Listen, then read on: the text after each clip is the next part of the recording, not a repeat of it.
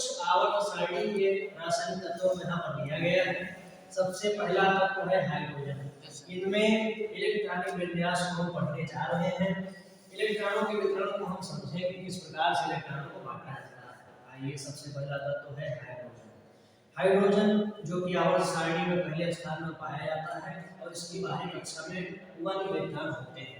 और जो इलेक्ट्रॉन जिस तत्व की या जो तत्व जिस आवर्त सारणी में जिस ग्रुप में पाया जाएगा उसी ग्रुप के हिसाब से यह इसकी संयोजकता मानी जाती है। पहला, अगर हाइड्रोजन का परमाणु क्रमांक 1 है और उसके इलेक्ट्रॉनिक विन्यास में 1 आता है तो उसकी संयोजकता भी 1 ही होगी। ऐसा इसलिए क्योंकि इसके पास एक इलेक्ट्रॉन की कमी होती है। दूसरा, हीलियम को अगर देखें तो हीलियम आवर्त सारणी में दूसरे स्थान पर पाया जाता है तो इसका इलेक्ट्रॉनिक विन्यास 2 होता है। इसके हिसाब से इसकी बाहरी कक्षा में 2 इलेक्ट्रॉन होंगे। साथ ही साथ इसकी संयोजकता 0 होगी।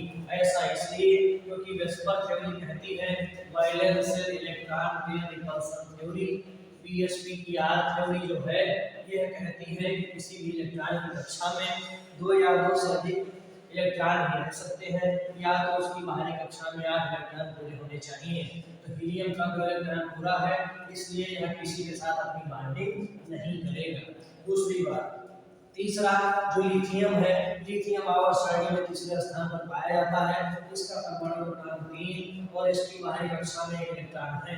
जब इसका इलेक्ट्रॉनिक विन्यास किया गया तो देखा गया कि इसकी बाहरी कक्षा में 1 इलेक्ट्रॉन पाया जाता है और इसलिए इसकी संयोजकता 1 है।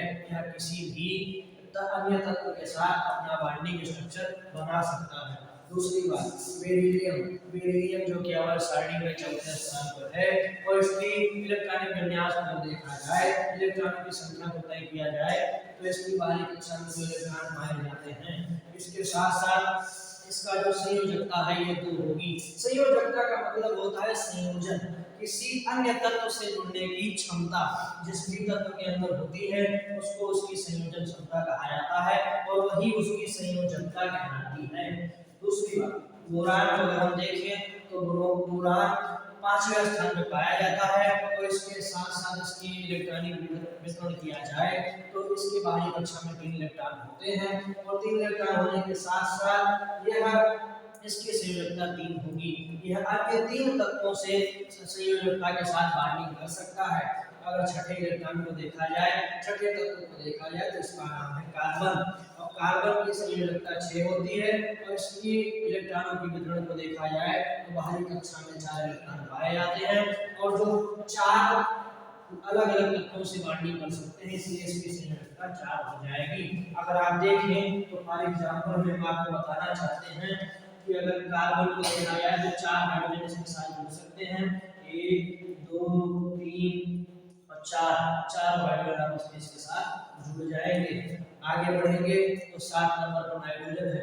नाइट्रोजन इसकी अगर इलेक्ट्रॉनिक विन्यास किया जाए तो इस मीडियम के हिसाब से 2 और 5 इसकी बाहरी कक्षा में 5 इलेक्ट्रॉन पाए जाएंगे और बाहरी कक्षा में 5 इलेक्ट्रॉन पाए जाएंगे। जैसे ये 3 अलग तत्वों से अपनी बॉन्डिंग बना सकता है और इसकी बाहरी कक्षा में 5 इलेक्ट्रॉन है तो इसकी संयोजकता 3 होगी। और इसके साथ साथ ऑक्सीजन जो कि इसका इलेक्ट्रॉनिक विन्यास 2 और 6 होता है, 2 और 6 होने के साथ साथ इसकी बाहरी कक्षा में 6 इलेक्ट्रॉन है तो 6 इलेक्ट्रॉन होने के साथ ही इसकी बाहरी कक्षा में 6 इलेक्ट्रॉन है इसलिए इसकी संयोजकता 2 होगी। आगे इसके साथ साथ आगे अन्य जितने भी तत्व आते हैं उनके इलेक्ट्रॉनिक विन्यास निकालकर उनकी संयोजकता का पता लगाया जा सकता है। इसके साथ साथ सबसे आसान काम, जो तत्व जिस ग्रुप में पाया जाएगा आवर्त सारणी के उसकी संयोजकता उतनी ही होगी, उसकी संयोजकता उतनी ही होगी। धन्यवाद।